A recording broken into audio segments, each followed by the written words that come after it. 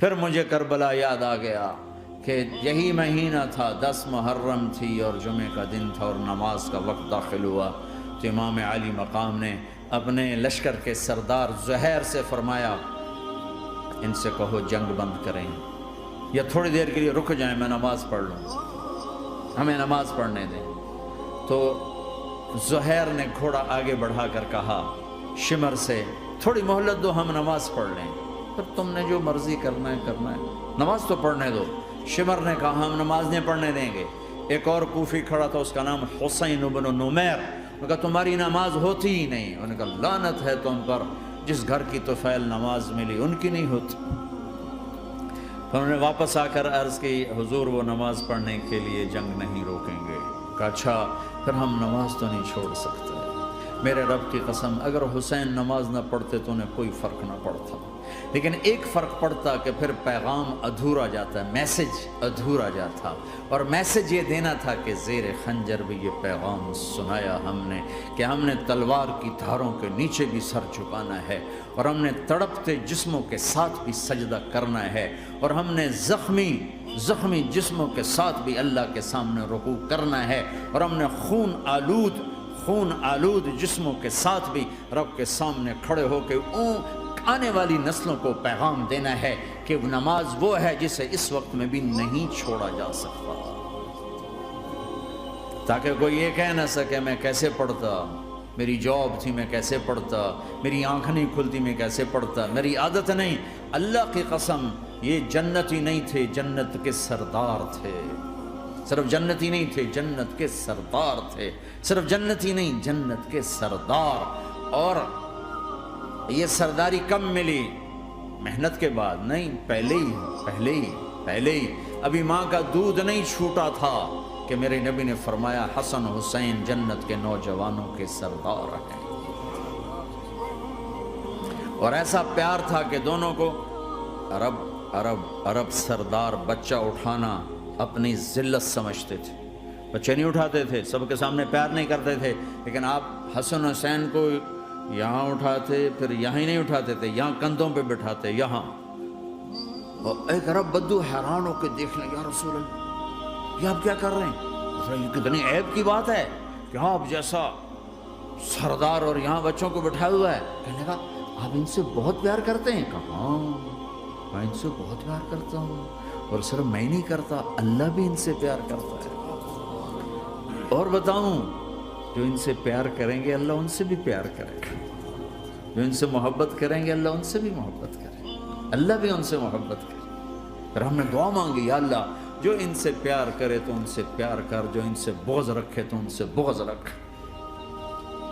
حضرت حسن سر سے لے کر کمر تک اللہ کے نبی کی 100% کاپی تھی، چہرہ یہ آدھا حصہ اوپر والا نبی کے مشابہ، یہاں سے نیچے پاؤں تک علی کے مشابہ، باپ کے مشابہ۔ حسین اس کا الٹ، سر سے لے کر کمر تک علی کے مشابہ، کمر سے لے کر پاؤں تک اللہ کے نبی کے مشابہ۔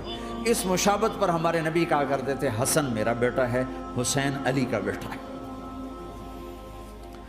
ہائے ہائے کیا کیا لاڈ لڈائے اور کیا لوگوں نے کر دیا ان کے ساتھ۔ نماز جیسے عظیم عمل میں، نماز جیسے آپ رکوع میں ہوتے تو حسن آ کر نا پاؤں میں گھس جاتے تھے، یہاں سے نکلتے ادھر، یہاں سے نکلتے یوں، سجدے میں جاتے تو کمر پہ بیٹھ جاتے تھے، فرض نماز کا سجدہ۔ تو ایک دفعہ پہلی دفعہ جب یہ قصہ ہوا تو آپ نے سجدہ لمبا کر دیا، بچے کے اتارا نہیں، اٹھے نہیں، سجدہ لمبا کر دیا۔ پچھلے پریشان ہو گئے کہ اتنا لمبا سجدہ کہیں آپ فوت تو نہیں ہو گئے۔ تو جو پہلی صف میں تھے نا انہوں نے یوں کر کے دیکھا، چکر کی، وہ دیکھا تو حسن کمر پہ چڑھے ہوئے، تو قریب ایک آدمی نے آگے ہاتھ بڑھا کے کھینچنا چاہا، تو آپ نے یہاں سے دیکھا ہاتھ آ رہا ہے، تو آپ نے اپنے ہاتھ سے یوں اشارہ، نماز میں یوں اشارہ کیا کہ میرے بچوں کو نہ چھوڑو۔ جب حسن خود اترے پھر آپ سجدے سے اٹھے۔ کبھی حسین چڑھ جاتے تھے، کبھی حسن دونوں ہی چڑھتے تھے، یہ سر حسن کے بعد کبھی یہ کبھی وہ، کبھی یہ کبھی وہ۔ اور آپ حسن کو جب چھوٹے تھے زیادہ حسن، تو آپ حسن کو یوں زبان دکھاتے، اتنا بڑا عظیم نبی کیا ہو رہا کر، تو وہ زبان، آپ کی زبان بڑی سرخ خوبصورت، تو وہ بچہ سمجھتا شاید یہ کوئی کھانے کی چیز، تو آگے یوں ہاتھ مارتا ہے، پکڑنے کے لیے ہاتھ مارتا، پھر وہ بیٹھ جاتے، پھر آپ کہتے یہ میرا نبی گھر کی زندگی بتا رہا ہے۔ اور تمہیں تو بچوں کے پاس بیٹھنے کا وقت ہی کوئی نہیں، بیگم بھی کم جاب پہ جا رہی، خامن بھی جاب پہ جا رہا، پیچھے بچے ڈرگ بیچنے پہ لگے، اب تم کس کام کے ہو؟ کیا کرو گے اس دولت کو؟ یا نہیں ڈرگ بیچو، گستاخ ہو گیا، بدتمیز ہو گیا، تو اس دن دولت کو آگ لگا دو جا کے۔ آپ اپنے بچوں کو ٹائم دو، اپنے بچوں کو ٹائم دو۔ عورت کا کام کمانا نہیں ہے، عورت کا کام نسل کو بنانا ہے۔ قناعت سیکھو، قناعت تو آسانی سے مینج ہو جائے گا، قناعت نہیں تو پھر تو دنیا کے بادشاہ کی بھی ہوس پوری نہیں ہو سکتی۔ کھیلتے تھے، حسن حسین کی کشتی کراتے تھے، دونوں بھائیوں کی کشتی کراتے۔ ایک دفعہ دونوں کی کشتی ہو رہی اور حسین ذرا کمزور پڑ رہے تھے، تو آپ اس کو شاباش دیتے، شاباش شاباش شاباش۔ تو حضرت فاطمہ کہنے لگی، ماں بھی بیٹھی تھی، کہنے لگی یا رسول اللہ آپ حسین کو شاباش دے رہے ہیں، حسن کو کیوں نہیں دے رہے؟ تو آپ نے کہا یہ جبریل میرے پاس کھڑا ہوا ہے، یہ بھی حسین کو شاباش دے رہا ہے، تو میں بھی حسین کو شاباش دے رہا ہوں۔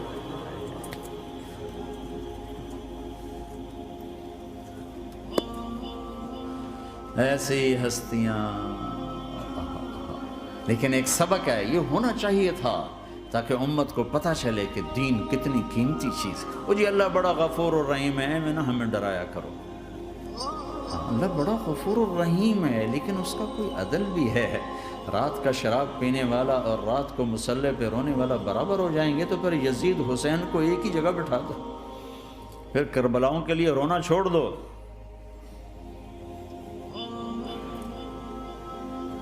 رات کو ناچنے والی، رات کو رونے والی برابر ہو جائیں گے، سود کھانے والا، حلال کھانے والا برابر ہو جائیں گے، شراب بیچنے والا اور مزدوری کرنے والا برابر ہو جائیں گے، جھوٹ بولنے والا، سچ بولنے والا برابر ہو جائیں گے۔